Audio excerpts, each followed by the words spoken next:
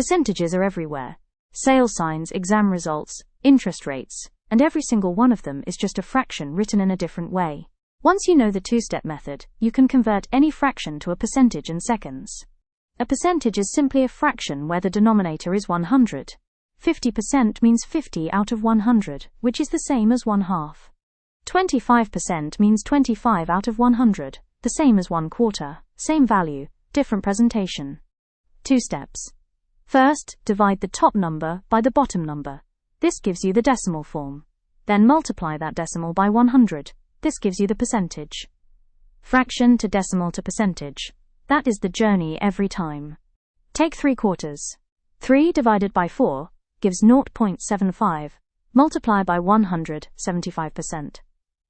3/4, 0.75 and 75% are 3 ways of writing exactly the same thing.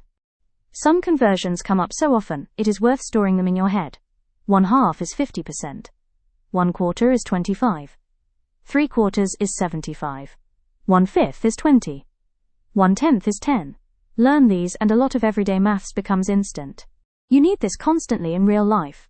Working out what a sale price actually means, comparing exam results, understanding what an interest rate on a loan will cost you. Anywhere a fraction needs to be expressed as something more immediately recognizable. The mistake to watch out for is doing the steps in the wrong order. Always divide the top by the bottom first to get the decimal. Then multiply by 100. If you multiply first, you will get a number that is 100 times too large and makes no sense at all.